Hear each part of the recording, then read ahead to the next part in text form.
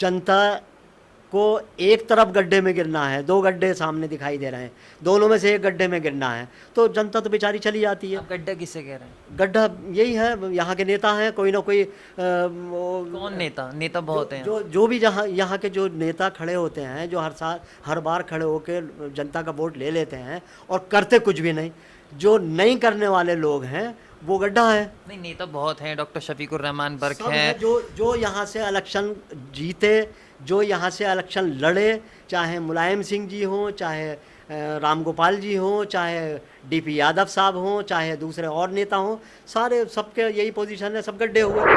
जनता चाहती है ऑप्शन। अगर जनता परेशान होती तो वो चुनाव हरा सकती थी शहर विधायक को।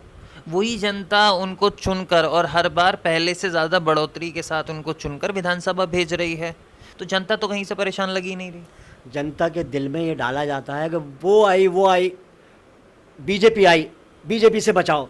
भाई ये हूल देकर, ये हवा दिखाकर कि बीजेपी आने वाली है, तो पब्लिक जो है वो चली जाती है एक तरफ। आखिर में आके वो ये सोच लेती है, अरे भाई ठीक है, चलो बीजेपी से बचना है तो चलो ठीक है, गड्ढे में जा रहे हो जाओ। अच्छा, एक तरफ कुआं, एक तरफ खाई, तो अब वो कुएं से बचे तो खाई में गिरे, खाई से बचे तो कुएं में गिरे। तो भाई आप लोग कब तक तमाशा देखते रहोगे? ये लोग तो संभल को तबाह कर चुके। अब कुछ ना कुछ आपको करना पड़ेगा, आपको आना पड़ेगा। इसलिए मैं जो हूँ अकेले मुसलमानों के दम पे तो सत्ता यूपी की सत्ता पे काबिज नहीं हो सकती कोई भी पार्टी। किसने कहा अकेले मुसलमानों के ऊपर जो है वो हम इलेक्शन लड़ रहे हैं? हम तो बिल्कुल नहीं। आपकी पार्टी पे तो मुस्लिम वोट बैंक पर ही माना जाता है कि मुस्लिम वोट बैंक ही आपकी पार्टी के साथ जुड़ा। नहीं, देखिए हमारी पार्टी में त्यागी भी हैं, ठाकुर भी हैं, जाट भी हैं, और दलित समाज बहुत बड़ी तादाद में हमसे जुड़ चुका है, वहाँ है। वोट कटुआ कहाँ से हो गए? वोट कटुआ तो ये हैं, इन्होंने हमेशा काम किया। अभी आप देखिए, अभी आपके सामने मिसाल है, ये ज़िला पंचायत के इलेक्शन हुए थे, इसमें समाजवादी के लोग, बहुजन समाज के लोग खुल्ला उन्होंने सपोर्ट किया, और वो जो है बीजेपी के ज़िला परिषद के चेयरमैन उन्होंने बनवा दिया। हमारा एक मेंबर आमिर साहब, हाफिज़ आमिर साहब, वो क्लियर तरीके से उन्होंने जो है किसी भी सूरत में किसी लालच में नहीं आए। बहुत बड़ी लालचें उन्हें दी गई, धमकियां भी उन्हें दी गई, लेकिन हमारा आदमी टच से मस नहीं हुआ, और 100% उन्होंने कहा मैं किसी भी सूरत में बीजेपी के साथ नहीं जाऊँगा। बीएसपी उम्मीदवार को मानते हैं चुनौती? नहीं, बीएसपी उम्मीदवार को भी हम लोग नहीं मानते, बिल्कुल हम मुकाबला नहीं मानते। मुकाबला जो है हमारा बीजेपी से होगा, और बाकी की पार्टियां जो हैं वो बहुत पीछे जाएंगी। आप देखिए, आप हैरान हो जाएंगे यहाँ की संभल की पोजीशन देखकर, और जब इलेक्शन के नतीजे आएंगे तो सारे लोग, मैं समझता हूँ कि पूरा उत्तर प्रदेश हैरत ज़दा होगा। इंशाल्लाह ऐसा कुछ बदलाव होने जा रहा है संभल विधानसभा में। बिल्कुल। संभल विधानसभा 30 साल बराबर हो गए, 6 बार के एमएलए और मंत्री होने के बावजूद वहाँ के लोग जो हैं वो ज़ीरो पोजीशन पे एजुकेशन वहाँ की है। सबसे ज़्यादा पुअर एजुकेशन जो है वो मियाँ सराय में मौजूद थी।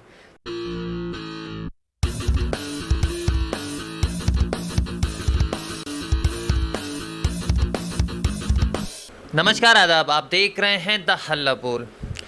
उत्तर प्रदेश में जैसे जैसे गर्मी बढ़ती जा रही है, वैसे वैसे ही सियासी गर्मी भी बढ़ती जा रही है। इसकी मुख्य वजह है अगले साल होने वाले विधानसभा चुनाव।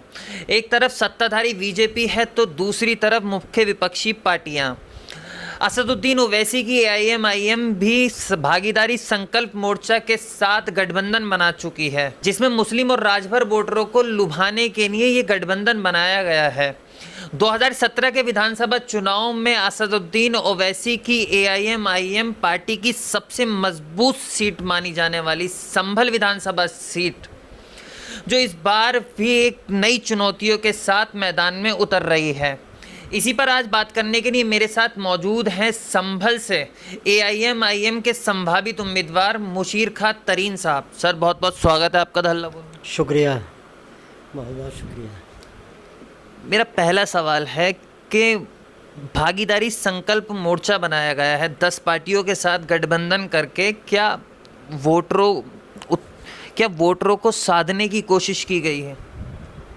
नहीं, वोटरों को साधने की देखिए ये तो ज़रूरी था, और एक आम बात जो लोग उड़ाने की कोशिश करते हैं कि ओवैसी साहब जो है वो सिर्फ़ मुस्लिम समाज के नेता हैं। तो इस बात को का सबूत है कि ऐसा कुछ भी नहीं है। वो सबको साथ लेकर चलने की कोशिश करते हैं। ये जो संकल्प मोर्चा है उसके अंदर देखिए आपके सामने मिसाल मौजूद है कि हर तबके के, हर समाज के लोग जो हैं उसमें मौजूद हैं। इसीलिए संकल्प मोर्चा बनी, और उम्मीद हम करते हैं कि जो कुछ पार्टियां हैं ऐसी कि वो हमारे जो राष्ट्रीय नेता हैं वो इंशाल्लाह कंप्रोमाइज़ के मूड में हैं, और पूरी तरीके से वो गठबंधन के मूड में है, और गठबंधन करने की कोशिश कर रहे हैं। अब ये सामने वाले के ऊपर डिपेंड करता है कि वो किस हद तक कामयाब होते हैं। नहीं, आपने कहा कि वो सभी के नेता हैं और सभी को साथ लेकर चलते हैं, सबकी बात करते हैं, तो 100 सीटों पर ही विधानसभा चुनाव में उतरने का क्यों जहन? नहीं, देखिए अभी तो पार्टी जो है अभी दूसरा ये टर्म है पार्टी का, और सही तरीके से जो मालूमात है पूरी तरीके से जवाब तो हमारे जो पार्टी का आला कमान है वो दे सकते हैं। लेकिन अभी मेरा अपनी सोच से तो यह है कि एकदम से सारी सीटों के ऊपर नहीं लड़ा जा सकता। आगे आने वाले टाइम में जब कामयाबी मिलेगी, 100 सीटों पे इस बार लड़ेंगे, अगली बार जो है और ज़्यादा पे लड़ेंगे। तो ये अपना उनकी प्लानिंग है, और उस प्लानिंग में कहाँ तक कामयाब होते हैं देखते हैं। उत्तर प्रदेश में गठबंधन बहुत से बने। 2017 में समाजवादी पार्टी कांग्रेस का गठबंधन था, जिनके एक मजबूर जनाधार हैं, जिनके पास एक बहुत बड़ा वोट बैंक है। समाजवादी पार्टी हो, कांग्रेस हो। 2019 में समाजवादी पार्टी, बहुजन समाज पार्टी और आरएलडी का एक गठबंधन बना। समाजवादी पार्टी और बहुजन समाज पार्टी उत्तर प्रदेश पर काफ़ी हद तक राज कर चुकी हैं। इनके पास एक बड़ा वोट बैंक है। जब यही बीजेपी को नहीं हरा पाए तो संकल्प मोर्चा मतलब किस तरीके से बीजेपी को हराएगा, जिनका वोटों का कोई जनाधार कोई ज़्यादा बड़ा है नहीं? देखिए, ये जो गठबंधन पिछले बार हुआ था, आप देखिए क्या इन लोगों ने रोक लिया बीजेपी को? गठबंधन होने के बाद इतना बड़ा गठबंधन हुआ, और वो गठबंधन होने के बाद में भी ये लोग फेल रहे। तो इनका अपना वोट बैंक जो था वो इनसे संभाला नहीं गया, और इनका वोट बैंक खिसक के बीजेपी में पहुंच गया। और आप देखिए मुस्लिम वोट जो है वो वफादार था, वो जहां था वहीं का वहीं रहा। तो अब ये इसमें दोष किसका है? उसमें भी दोष ओवैसी साहब का है। पिछली बार ओवैसी साहब यहाँ से कोई सीट से लड़े थे। ओवैसी साहब को जो ये दोष देते हैं, AIMIM को ये दोषी ठहराते हैं कि साहब वो वोट कटुआ हैं। वोट कटुआ कहाँ से हो गए? वोट कटुआ तो ये हैं, इन्होंने हमेशा काम किया। अभी आप देखिए, अभी आपके सामने मिसाल है, ये ज़िला पंचायत के इलेक्शन हुए थे, इसमें समाजवादी के लोग, बहुजन समाज के लोग खुल्ला उन्होंने सपोर्ट किया, और वो जो है बीजेपी के ज़िला परिषद के चेयरमैन उन्होंने बनवा दिया। हमारा एक मेंबर आमिर साहब, हाफिज़ आमिर साहब, वो क्लियर तरीके से उन्होंने जो है किसी भी सूरत में किसी लालच में नहीं आए। बहुत बड़ी लालचें उन्हें दी गई, धमकियां भी उन्हें दी गई, लेकिन हमारा आदमी टस से मस नहीं हुआ, और 100% उन्होंने कहा मैं किसी भी सूरत में बीजेपी के साथ नहीं जाऊंगा, और उन्होंने समाजवादी को सपोर्ट किया। ये मिसाल आपके सामने मौजूद है। कैसे लड़ेंगे आप? क्योंकि समाजवादी पार्टी है, बहुजन समाज पार्टी है, मजबूत बीजेपी है, तो ओवैसी साहब कैसे लड़ेंगे मतलब इन इतनी बड़ी बड़ी पार्टियों से? नहीं, देखिए कैसे लड़ने का तो आपके पास ट्रायल है मौजूद। पिछली बार आपने देखा होगा 61,000 वोट जो है वो पार्टी को मिले, तो ये आपके सामने मिसाल है। और मिसाल तो पश्चिम बंगाल में भी हुई इस बार। नहीं, पश्चिम सभी पर जमानत जब्त हुई। नहीं, पश्चिम बंगाल में मूड से लड़े ही नहीं थे। वहाँ पे जो है पहले से सारा सब कुछ जो था वो ये देखिए, ओवैसी साहब हालात को पूरी तरीके से भांपते हैं, पूरी तरीके से उसका जायज़ा लेते हैं, उसके बाद में कदम बढ़ाते हैं। उन्होंने जायज़ा लेकर देखा कि वहाँ पर जो है नुकसान हो जाएगा, उन्होंने कदम पीछे खींच लिए। तो ऐसा कुछ नहीं, अब देखिए पूरी तरीके से अपने जोश खरोश के साथ में आए थे बिहार में देखिए आप कामयाबी मिली, और इंशाल्लाह उत्तर प्रदेश में ये एक शेर की तरह ओवैसी साहब ने कदम रखा है और बहुत ही हंगामा खेज़ इलेक्शन होगा, और आप लोग तसव्वुर नहीं कर सकते उस हिसाब से इंशाल्लाह उत्तर प्रदेश में कामयाबी हासिल होगी पार्टी को। 2017 के विधानसभा चुनाव में संभल विधानसभा सीट सबसे मजबूत सीट थी असदुद्दीन ओवैसी की, IMIM की। दूसरे नंबर पर काबिज हुई थी। इस बार के विधानसभा चुनाव में किस तरीके की स्थिति, चुनौतियां आप मानते हैं इस विधानसभा सीट में? क्योंकि यहाँ से जो मौजूदा विधायक हैं वो पिछले 25 साल से विधायक हैं, तो आपको लगता है कि 2017 वाले नतीजों से बड़े नतीजे यहाँ पर इस बार हो सकते हैं आपकी पार्टी? इंशाल्लाह तारीख़ी जीत होगी। और देखिए यहाँ का जो इलेक्शन है, इस बार का जो इलेक्शन है, पिछली बार का इलेक्शन जो हुआ वो तो हुआ ही, लेकिन इस बार का इलेक्शन जो है वो विकास पे इलेक्शन है। संभल के लोगों के साथ में जिस तरीके का छल, जिस तरीके का धोखा यहाँ की भोली आवाम ने उठाया, उसी का दर्द मेरे दिल में है। मेरे दिल में, मेरे जिस्म में वो दर्द जो संभल का मुख्यालय यहाँ से छीनकर बैजोई या चंदोसी पहुँचा दिया गया, वो किसी सूरत भी दर्द मेरे जिस्म से ख़त्म नहीं हो पाता। ये हमारा शहर है। हमारे शहर के नेताओं ने अगर संभल शहर को अपना शहर माना होता तो संभल के साथ में आज इतना बड़ा धोखा जो हो चुका वो नहीं होता। आज संभल के लोग जो है वो तरस रहे हैं विकास के लिए।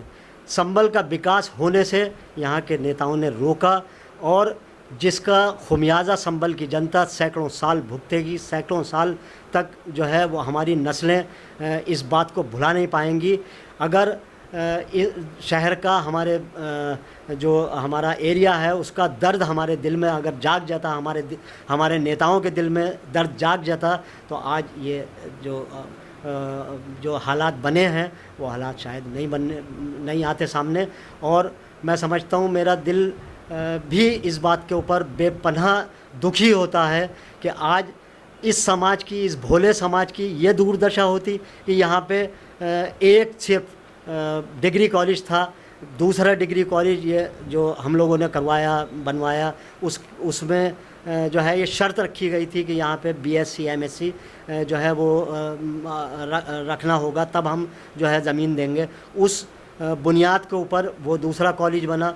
आप देखिए दूसरे बराबर में आपके अमरोहा ज़िला है। अमरोहा ज़िला में कितने 20 के आसपास जो है वो डिग्री कॉलेज मौजूद हैं। इंटर कॉलेज सरकारी देखिए आप दर्जनों मौजूद हैं। एक महबूब साहब जो हैं वो एजुकेशन मिनिस्टर हुए, उन्होंने किस कदर का विकास किया, किस कदर के कॉलेज और डिग्री कॉलेज वहाँ पर जो है अमरोहा में उन्होंने किए। हमारा संभल जो है वो एजुकेशन से मोहताज हो गया, एजुकेशन से तरस रहा है। ये भोले लोग इनको जो है खाली मूली के यहाँ के जो प्रतिनिधि थे उन्होंने छला, उन्होंने उनके साथ में विश्वासघात किया।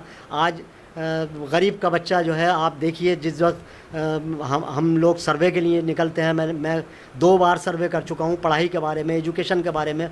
मुझे हैरत होती है। मैंने एक जो हमारा मियाँ सराय का एरिया की मैं आपको बात बता रहा हूँ कि वहाँ पे हमारी केरला से टीम आई हुई थी, उनके साथ में मैं भी मौजूद था।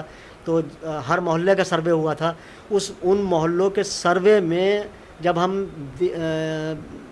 मियाँ सराय और सीधी सराय में पहुँचे, वहाँ जाकर जब हमने हालात देखे तो आप यकीन कीजिए दिल रोने लगा। और इतना दुख हुआ कि ये वो मोहल्ला है जिस जगह पे 30 साल बराबर हो गए, 6 बार के MLA और मंत्री होने के बावजूद वहाँ के लोग जो हैं वो ज़ीरो पोजीशन पे एजुकेशन वहाँ की है। सबसे ज़्यादा पुअर एजुकेशन जो है वो मियाँ सराय में मौजूद थी। तो अब ये एक अपने आप में अजीब बात नहीं हुई कि लोग जो हैं वो गरीब के लोग अपनी एजुकेशन के लिए तरस रहे हैं, उनके बच्चे जो हैं वो मज़दूरियाँ कर रहे हैं, मज़दूरियाँ कर कर के लाके बच्चों का पेट पाल रहे हैं। आज अगर एजुकेशन हमारे शहर में होती तो क्या इस तरीके से भूखमरी होती, इस तरीके से लोग धक्के खा रहे होते, इस तरीके से दुकानों के ऊपर हमारे छोटे छोटे बच्चे नौकरियां कर रहे होते, सड़कों के ऊपर जा रहे होते, रिक्शाएँ चला रहे होते। आज एक इत्तेफाक है, एक दौर के बदलने की बात है कि हाथ वाली रिक्शा जो है वो ख़त्म हो गई। वरना तो आपने देखा होगा कि ज़िंदगी गुजर गई, फेफड़े ख़राब हो जाया करते थे, छोटे छोटे बच्चे रिक्शाएँ चलाया करते थे। मेरा घर जहाँ पे मैं रहता हूँ ये सराय तरीन में आप यकीन कीजिए दिल रोता है कि वहाँ पे 5 साल 6 साल का बच्चा होने के बाद में काम करने के लिए मजबूर होता है। वहाँ के लोग टीबी के मरीज़ हैं, सांस के मरीज़ हैं, इलाज करने वाला कोई मैसर नहीं होता, उनका इलाज का इंतज़ाम नहीं होता। तो इनके लिए कौन ज़िम्मेदार है? यहाँ के नेता ही तो ज़िम्मेदार हैं। क्यों नहीं बना यहाँ पे आज तक कोई हॉस्पिटल? आज हॉस्पिटल बना भी है, कोई एक हॉस्पिटल यहाँ पे सरकारी है, वो मरा हुआ हाथी की तरह है। उसके अंदर डॉक्टर्स नहीं, उसके अंदर मशीनें नहीं, उसके अंदर कोई केयर करने वाला नहीं, उसके अंदर कोई सुनने वाला नहीं। तो क्या किया जाए, कहाँ जाए ये पब्लिक? इस दर्द को सामने रखते हुए मेरा इरादा इसमें पॉलिटिक्स में आने का हुआ। और मुझे संभल के कुछ लोग थे ऐसे जिन्होंने मुझे ताने दिए और कहा कि भाई आप लोग कब तक तमाशा देखते रहोगे, ये लोग तो संभल को तबाह कर चुके, अब कुछ ना कुछ आपको करना पड़ेगा, आपको आना पड़ेगा। इसलिए मैं जो हूँ लोगों की, हमारी जनता की खिदमत के लिए मैं मौजूद हूँ, हाजिर हूँ। आपने धोखे और छल की बात करी, तो धोखा और छल किसने किया? नेताओं ने यहाँ के। आप नाम लेके बताइए ना किसने। नहीं, नाम देखिए एक नहीं है। यहाँ पे देखिए मुलायम सिंह भी इलेक्शन लड़े, यहाँ पे राम गोपाल जी भी लड़े, यहाँ पे जो और बहुत सारे नेता संभल के जो अभी भी मौजूद हैं वो भी हैं, पहले भी थे। किसी नेता ने यहाँ पे कोई विकास करने की कोशिश नहीं की। यहाँ के लोग इंतहाई दर्जे के शरीफ, भले और सीधे लोग हैं और उनको जो है उन्हें मांगना भी नहीं आता। सही मानों में तो यह है, उन्हें बेचारे वो जानते भी नहीं कि हमें हमारे वोट का हक हमारा क्या है और हमें क्या चाहिए संभल के लिए। तो ये जो है उसका फ़ायदा ये लोग उठाते हैं सिर्फ इस वजह से कि पढ़े लिखे नहीं हैं। यहाँ की जनता पढ़ी लिखी हो जाए तो मैं समझता हूँ ये सारी प्रॉब्लम ही दूर हो जाएगी। जो मौजूदा विधायक हैं वो पिछले 25 साल से विधायक हैं, तो आपको लगातार जनता उनको विधानसभा भेज रही है, तो आपको लगता है कि जनता में इतना बड़ा बदलाव हो सकता है कि वो इस बार इस तिलिस्म को तोड़ दे? क्यों नहीं है, क्यों नहीं आएगा? अरे जनता तो परेशान है, जनता चाहती है ऑप्शन। अगर जनता परेशान होती तो वो चुनाव हरा सकती थी शहर विधायक को। वही जनता उनको चुनकर और हर बार पहले से ज़्यादा बढ़ोतरी के साथ उनको चुनकर विधानसभा भेज रही है, तो जनता तो कहीं से परेशान लगी नहीं रही। जनता के दिल में ये डाला जाता है कि वो आई, बीजेपी आई, बीजेपी से बचाओ। भाई ये हूल देकर, ये हवा दिखाकर कि बीजेपी आने वाली है तो पब्लिक जो है वो चली जाती है एक तरफ। आखिर में आके वो ये सोच लेती है अरे भाई ठीक है चलो बीजेपी से बचना है तो चलो ठीक है, गड्ढे में जा रहे हो जाओ। अच्छा, एक तरफ कुआं एक तरफ खाई, तो अब वो कुएं से बचे तो खाई में गिरे, खाई से बचे तो कुएं में गिरे। दूसरे एक बहुत बड़ी बात जो है वो ये होती है कि जनता को कोई ऑप्शन नहीं मिलता, अल्टरनेट नहीं है उसके सामने। अल्टरनेट तो हर विधानसभा चुनाव में होते हैं, ऐसा तो है नहीं वो कि बिना चुनाव लड़े ही जीत जाते हैं। तो मजबूत अल्टरनेट नहीं मिलता उन्हें, जो है मजबूत कोई कैंडिडेट नहीं मिल पाता ऐसा कि जिसके ऊपर वो विश्वास कर सकें, जिसको ये सोच सके कि ये जनता की लड़ाई लड़ने के लिए हमारे साथ में हमारा हाथ में हाथ डाल के और ये निकल सकता है। मैं आपको यकीन के साथ कहता हूँ, मैं पहले भी समाज सेवी हूँ और मैंने समाज सेवा की है और इंशाल्लाह मैं अपनी जनता के लिए, अपने शहर के लिए, अपने कॉन्स्टिट्यूंसी के, अपने देहात के लिए हर तरीके से समाज सेवा का काम करूंगा। मैं अपनी जनता के लिए काम करूंगा और ये मैं दिखाऊंगा कि संभल का विकास और जनता का विकास कैसे होता है, किस तरीके से विकास किया जाता है। मैं इंशाल्लाह ये बात इस बार दिखाऊंगा। एक बार जनता मुझे सपोर्ट कर दे और मैं किसी काबिल हो जाऊं, फिर मैं इंशाल्लाह आप लोगों को दिखाता हूं कि विकास कहते किसको हैं, वोट का हक क्या चीज़ है, क्या जनता को देना चाहिए। ये मैं इंशाल्लाह अपनी तरफ से मेरी कोशिश होगी, और उस कोशिश पे अगर जनता ने मुझे सपोर्ट किया तो मैं इंशाल्लाह खरा उतरने की कोशिश करूँगा पूरी। समाजवादी पार्टी वाले कह रहे हैं बी टीम है, वोट खराब ना करें, मजबूत विपक्ष के साथ जनता जाए जो बीजेपी को रोकने में सक्षम हो। अगर ऐसा नहीं कहेंगे वो, तो उनका वोट बैंक है क्या? मुसलमान ही तो उनके वोट बैंक है।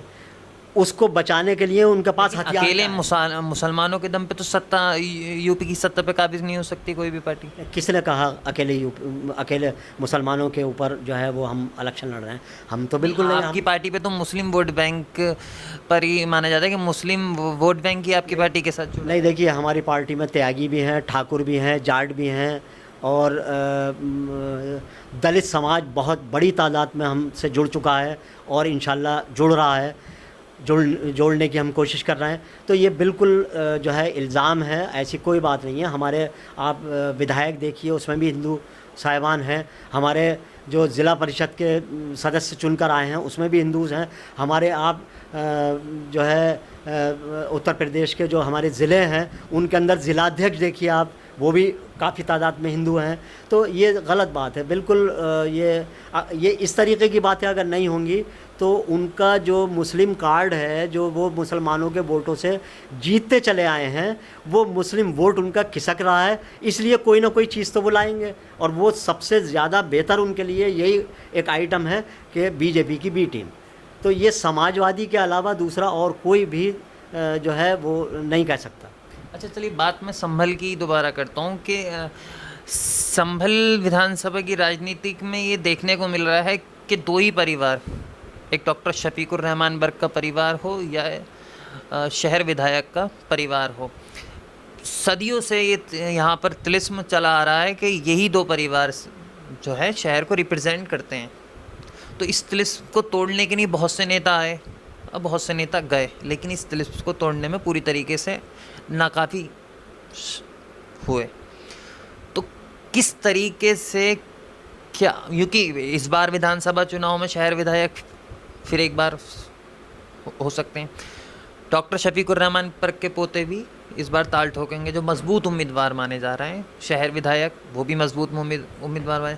बसपा से जो संभावित उम्मीदवार हैं हाजी शकील कुरैशी साहब, जो अपने 4 साल के चेयरमैनी के काम पर वोट मांग रहे हैं। तो इतने बड़े बड़े धुरंधरों से किस तरीके से आप लोहा लेंगे? देखिए, जहाँ तक शकील साहब की बात है तो शकील साहब सीधे साधे आदमी हैं। उनसे 4 साल का हिसाब मांग रहे हैं। 4 साल में आदमी क्या कर लेगा? 4 साल में उन्होंने जो किया वो जो उनके बस की था वो बराबर कर रहे हैं। वे चेयरमैन ही है, चेयरमैनी में सारे लोगों को तो खुश नहीं कर सकते। कभी एक नाली ख़राब, इस काम में जो है नाली की सफाई नहीं होगी तो शिकायत है, किसी के झाड़ू नहीं लगी मोहल्ले में तो शिकायत है, सड़क नहीं बनी तो शिकायत है। तो उनसे शिकायत की जा रही है, और जो 30 साल से जो काबिज़ हैं वो लोग सवाल कर रहे हैं। हैरत की बात है, मुझे तो सुन के हैरत। मायावती ने बीएसपी से गठबंधन को मना कर दिया है। मायावती ने बीएसपी से गठबंधन, ये देखिए गठबंधन के काम जो है ये तो सब हमारे ऊपर के लेवल के काम हैं। हमारे जो राष्ट्रीय लेवल के नेता हैं ये उन्हें सब इसके बारे में मालूम है कि वो उनका होगा गठबंधन, नहीं होगा, किस पोजीशन में होंगे ये वक्त बताएगा। तो वो होना और बात हो गई। लेकिन ये कि मुझे ताज्जुब होता है कि जिन्होंने एक पार्टी जो है वो 50 साल से वोट ले रही है, एक साहब जो हैं वो उनके ख़ानदान से जो है 70 साल से वोट लेते चले आ रहे हैं। तो वो 70 साल वाले और 50 साल वाले 4 साल वाले से हिसाब मालूम कर रहे हैं। ये कहाँ की बात हुई? कहाँ की तुक हुई है? कहाँ का इंसाफ हुआ? भाई अपना हिसाब दो ना। भाई आपने 70 साल से, आपने 50 साल से जो काम किया, जो कमाई की है, उसका हिसाब दो। वोट आपने जनता का लिया। मतलब आप कहना चाह रहे हैं कि वो नतीजे जो आएंगे वो काम के नाम पर नतीजे आएंगे, तो आप बसपा उम्मीदवार को कह रहे हैं कि उनको काम के नाम पर नतीजे भी नहीं, मिलेंगे? बसपा देखिए, बसपा के अपना वो तो उनको मालूम होगा कि उन्होंने क्या काम किए। मैं ये कह रहा हूँ कि उनसे हिसाब मांगना जो है वो बात का काम है। पहले 50 साल वाले और 60 साल वाले, 70 साल वाले जो हैं वो हिसाब दें, नहीं, संभल के लिए क्या किया। काम का हिसाब का नतीजा तो जनता देती है, और नतीजा हर बार जनता ही देती है। जनता देखिए, जनता तो बोली है, मैंने बताया नहीं कि जनता जो है उसके पास विकल्प नहीं था। जनता को एक तरफ गड्ढे में गिरना है, दो गड्ढे सामने दिखाई दे रहे हैं, दोनों में से एक गड्ढे में गिरना है, तो जनता तो बेचारी चली जाती है। आप गड्ढा किससे कह रहे हैं? गड्ढा यही है, यहाँ के नेता हैं, कोई ना कोई कौन नेता? नेता बहुत हैं। जो भी जहाँ यहाँ के जो नेता खड़े होते हैं, जो हर बार खड़े होकर जनता का वोट ले लेते हैं और करते कुछ भी नहीं, जो नहीं करने वाले लोग हैं वो गड्ढा है। नहीं, नेता बहुत हैं, डॉक्टर शफीकुर रहमान बर्क सब है। जो यहाँ से इलेक्शन जीते, जो यहाँ से इलेक्शन लड़े, चाहे मुलायम सिंह जी हों, चाहे राम गोपाल जी हों, चाहे डीपी यादव साहब हों, चाहे दूसरे और नेता हों, सारे सबके यही पोजीशन है, सब गड्ढे हुए। जिन्होंने विकास नहीं किया, हमारी विकास की लड़ाई है, हमारी जो हमारा किसी से कोई बैर नहीं है। विकास, आपका विकास कैसे पता चले? क्योंकि आपकी पार्टी तो किसी सरकार में अभी तक सत्ता में रही नहीं है, तो मतलब मुस्लिमों के नाम पर वोट मांगा जाता है, विकास के नाम का तो सवाल ही पैदा नहीं होता। देखिए, विकास हमारी पार्टी का तो अभी नंबर ही नहीं आया। अब रहा सवाल मेरी, तेलंगाना में जैसे केसीआर को सपोर्ट करते हैं असदुद्दीन ओवैसी, वोट ना बटे इसलिए कम उम्मीदवार वहाँ उतारते हैं, तो वहाँ सत्ता में शामिल क्यों नहीं होते? विकास के नाम पर वोट मांगे काम करके। नहीं, विकास के नाम पे वोट मांगे, उन जैसा विकास तो आप देखिए कितना ज़बरदस्त विकास है। उनके एक एक एमएलए का काम देखिए आप, कि जितने जो जब वो केसीआर को समर्थन करते हैं तो केसीआर की सरकार में शामिल क्यों नहीं होते? नहीं, केसीआर की देखिए, काम से मतलब है या सरकार में शामिल होने से मतलब है? ये काम देखिए ना, उनकी हर कॉन्स्टिट्यूंसी, उनका हर एमएलए आप देखिए, सारे एमएलए के ऊपर भारी है। उनके काम देखिए आप, सारे एमएलए के ऊपर उनका काम जो है सबका भारी होता है। वो काम करवाते हैं, उनका एक एक आदमी की, एक एक एमएलए की रिपोर्ट हमारे सदर साहब के पास होती है। सदर साहब हर एमएलए के टच में रहते हैं, हर एमपी के टच में रहते हैं, और उनसे पूरा रिज़ल्ट मांगते हैं कि आपने अपने एरिया में कौन कौन से काम किए और कौन से काम आपको करने हैं। अपना मशवरा भी देते हैं, अपना मशवरा दे के काम करवाते हैं। तो बराबर अच्छा। अब रहा ये कि हमारे यहाँ पर संभल जैसी जगह में, देखिए, अगर आप मुझसे संभल जैसी जगह में कह रहे हैं कि भाई इस पार्टी ने क्या काम किया, पार्टी जाहिर सी बात है कभी यहाँ पे किसी काबिल नहीं हुई। लेकिन बजाते खुद मेरी अगर बात करें आप, तो आप ये बताइए, मैं या मेरा घराना बिना एमएलए बने हुए, बिना एमपी बने हुए, बताइए मुझसे और इससे ज़्यादा जो मैं कर चुका, या मेरा ख़ानदान जो विकास कर चुका, संभल को दे चुका, इससे ज़्यादा और क्या दे सकते हैं?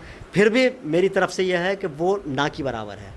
मैं चाहता ये हूँ कि अगर हम लोगों के साथ में सरकारी हेल्प लग जाए, तो सरकारी हेल्प लगने के बाद में आप देखिएगा कि यही विकास, यही चीज़ जो हम लोग बिना एमएलए एमपी बने हुए कर चुके, उससे 10 गुना 50 गुना इंशाल्लाह हम ज़्यादा करेंगे, क्योंकि हमारे पास हमें सरकारी सपोर्ट मिल जाएगी ना। अभी देखिए कितने बड़े लॉस हम लोगों को उठाने पड़े कि एक एमएलए ना होने की वजह से। अगर मान लीजिए हम एमएलए हम होते या एमएलए हमारे हाथ में होते, तो क्या केंद्रीय विद्यालय यहाँ से छिन जाता, यहाँ से चला जाता? सिर्फ एमएलए ना होने की वजह थी जो नहीं बना यहाँ पे केंद्रीय विद्यालय।